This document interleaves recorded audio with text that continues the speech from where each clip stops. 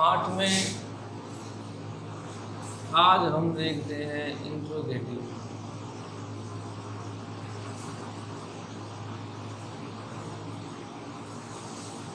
Interrogative sentence बनाना, प्रश्नवाचक बनाओ। आपको कहते हैं प्रश्नवाचक बनाओ। प्रश्नवाचक कैसे बनाओगे? जैसे ही प्लीज,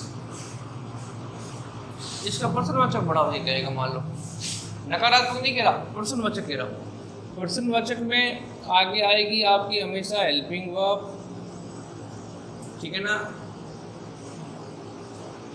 फिर सब्जेक्ट, फिर वर्ब, फिर ऑब्जेक्ट और प्रश्नवाचक चिन्ह। ये चीज़ें आती है प्रश्नवाचक। ही प्लेज, इसका प्रश्नवाचक बनाना है, तो इसका प्रश्नवाचक बनाओगे कैसे? पहले ये बताओ। वह खेलता है, प्रश्न बनाना है, क्या वह खेलता है? तो इनका प्रश्नवाचक वही नेगेटिव बनाया था हमने। क्या ध्यान रखा था कि वर्ब की फर्स्ट फॉर्म के साथ एस या ईएस हो तो नेगेटिव बनाते समय हमने नियम क्या लिखा था? वर्ब की फर्स्ट फॉर्म के साथ एस या ईएस हो तो वहाँ नेगेटिव बनाते समय किसका प्रयोग करते हैं? डू नॉट या डज नॉट का।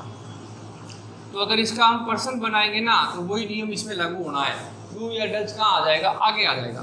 तो ही प्लेज लिखा हुआ है, ही एक वचन है, तो एक वचन है तो सबसे पहले आ जाएगा डज। डज आ गया, फिर आ गया ही, फिर आ गया प्ले। वाक्य बन गया डज ही प्ले, क्या वह खेलता है। ध्यान रखने की आवश्यकता है ऐसे प्रश्नवाचक में कैसे बनाना है, गलत ना बने। प्लेज फर्स्ट या ईएस लिखे तो डू डज लगाते हैं, याद रख लो। प्रश्नवाचक हो तो डज आगे आ जाएगा, नॉट नहीं डज। केवल इंट्रोगेटिव नेगेटिव अलग होते हैं, ये केवल इंट्रोगेटिव है। डज ही प्ले, जैसे दे रीड, दे रीड है, ये होगी फर्स्ट फॉर्म। यहाँ पर बता रहे हैं हम, तो दे बहुवचन है ना, तो बहुवचन है तो आगे क्या लग जाएगा? डू दे रीड, आगे डू लग जाएगा। ये तो एक वचन और बहुवचन को अपने को ध्यान रखना है, सिंगुलर है या प्लूरल है, उसके हिसाब से वाक्य को प्रश्नवाचक बनाना है। यही वाक्य ये आ जाए, मान लो कि सोहन प्लेड, समझ आ जाएगी। अब फर्स्ट फॉर्म नहीं है, ये प्लेड कौन सी फॉर्म है? सेकंड फॉर्म है। सेकंड फॉर्म का प्रश्नवाचक बनाएंगे तो क्या करेंगे? वही नियम लागू होता है। सेकंड फॉर्म हो तो हमने कहा था डिड नॉट लगा दो, डिड नॉट प्लस वर्ब की फर्स्ट फॉर्म लगा दो, हमने ये कहा था। सेकंड फॉर्म हो तो डिड नॉट प्लस वर्ब की फर्स्ट फॉर्म लगाएंगे, ये हमने कहा था। तो सेकंड फॉर्म में आए तो ये चीज़ ध्यान रखनी है कि प्रश्नवाचक जब बनाएंगे तो डिड को कहाँ ले जाएंगे? आगे ले जाएंगे प्रश्नवाचक में। वो डू डज ले कैसे? देखो प्रेजेंट था इसलिए इसमें डिड कहाँ चला जाएगा? आगे चला जाएगा डिड। सब्जेक्ट क्या है? सोहन। और डिड के बाद सेकंड फॉर्म नहीं आती है, फर्स्ट फॉर्म आती है, इसलिए फर्स्ट फॉर्म लगा दिया। वहाँ प्रश्नवाचक में भी हमने यही किया था, डिड नॉट के बाद फर्स्ट फॉर्म को लगा दिया था। वहाँ एफर्मेटिव में तो लगी हुई थी सेकंड फॉर्म, लेकिन हम प्रश्नवाचक जो बनाया तो डिड नॉट के बाद फर्स्ट फॉर्म लगाई, उसको चेंज कर दिया हमने। तो यहाँ पर भी यही काम करना है, विशेष बात यही ध्यान रखनी है आपको, ये गलती ना हो। जैसे वी रॉट ए बुक,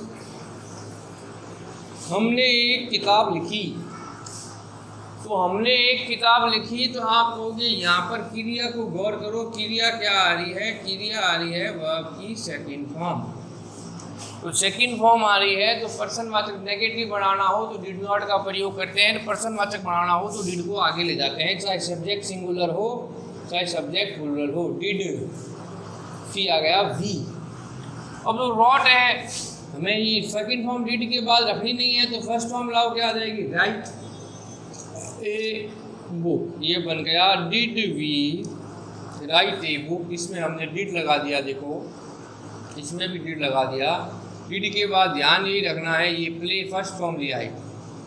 यहाँ पर ये राइट जो है ना, कौन सी फॉर्म लिया है? हम वर्ब की फर्स्ट फॉर्म लिया है, सेकंड फॉर्म को नहीं रखा। देखो यहाँ सेकंड फॉर्म रखी हुई है, यहाँ नहीं रखा। कुछ चीज़ों का आपको ध्यान रखना पड़ेगा, गौर करना पड़ेगा। जैसे she is singing a song, वह गाना गा रही है। पर्सनवाचक बनाना है तो इसमें तो कुछ नहीं है, सब्जेक्ट को हेल्पिंग वर्ब है उसको आगे ले जाओ, इज आगे आ जाएगा, कुछ नहीं है इज, फिर सब्जेक्ट आ जाएगा सी, ठीक है, इज सी, फिर वर्ब आ जाएगी सिंगिंग, कोई परिवर्तन नहीं करना है, ए सॉन्ग, और पर्सनवाचक चिन्ह लगा दो, बस ये हमने किया था helping verb, subject, verb plus object, ये इसका क्रम होता है। ये हेल्पिंग वर्ब लिखो, फिर सब्जेक्ट लिखो, फिर वर्ब लिख दो, फिर ऑब्जेक्ट लिख दो, पर्सनवाचक चिन्ह लगा दो, ये लगभग इसका क्रम होता है साधारण पर्सनवाचक। तो इसमें हमने क्या कहा, इज आ रहा था, इज लगा दिया हमने, इसमें कोई दिक्कत ही नहीं आई अपने। दिक्कत तो इनमें आनी है जब पर्सनवाचक ये पूछो, ज़्यादातर ये पूछा जाता है ताकि आप कंफ्यूज हो जाए कि लगाना क्या है, आपको दिखना ही नहीं है हेल्पिंग वर्ब तो कैसे लगाएंगे, ये क्या लगना है। He has eaten mangoes। अब इसका बनाना है पर्सनवाचक वाक्य, इसमें हेल्पिंग वर्ब क्या आ रही है, हेल्पिंग वर्ब क्या आ रही है इसमें हेल्पिंग वर्ब आ रही है हैज, आ रही है तो उसको आगे ले जाओ, सबसे पहले हैज, फिर सब्जेक्ट लाओ ही, फिर आ गया ईटन, फिर आ गया मैंगोज, और पर्सनवाचक चिन्ह लगा दो, तो ये बन गया अपना, इसका आंसर ये बन गया। कठिन ये है जिसमें प्रेजेंट का सिंपल हो, ये प्रेजेंट सिंपल का है, या पास्ट सिंपल हो, ये पास्ट सिंपल के हैं दोनों, इनमें दो में ये ध्यान रखना है कि इसमें डू डज का है, इसमें डीड का प्रयोग है। बाकी आपको जो भी आए वाक्य में वो उतार दो, उसमें कोई कठिन बात नहीं लगी मेरे को, तो आप आसानी से पर्सनवाचक इनके बना सकते हो। जैसे दे हैड बॉट, पर्सनवाचक बनाओ, तो इसमें हेल्पिंग वर्ब क्या आ रही है, हैड आ रही है, हैड आगे ले जाओ, हैड दे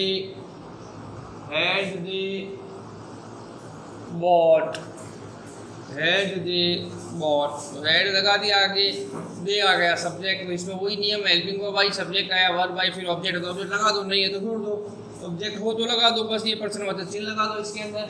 ये विशेष ध्यान रखना है आपको कि प्रेजेंट सिंपल और पास्ट सिंपल दो में पर्सनवाचक में डू डज का प्रयोग करना है, और अन्य कोई भी हेल्पिंग वर्ब आ जाए, मॉडल आ जाए, उसके साथ उनको आगे ले जाओ और वाक्य को बना दो पर्सनवाचक, ये आसानी से आप आराम से कर सकते हैं। तो अब आपको इंट्रोगेटिव और नेगेटिव दोनों का ही समझ आया होगा कि कैसे इंट्रोगेटिव में बदलना है, एफर्मेटिव सेंटेंस को कैसे नेगेटिव में बदलना है, तब डू नॉट, डज नॉट या इज आर एम के बाद नॉट लगाना है, हेल्पिंग वर्ब के बाद नॉट लगाना है, और पर्सनवाचक जब भी बनाना हो तो उनमें से कैसे डज को, डू को आगे ले जाना है, या डिड कब लगाना आगे ले जाना है, या इज कब ले जाना है, हैज कब ले जाना है, हैड कब ले जाना है, ये आपको जब आप इसका अभ्यास करेंगे उतार कर कॉपी में, पहले एफर्मेटिव लिखेंगे, फिर आप खुद चेंज करेंगे, तो आसानी से आप इनको बदल सकते हैं।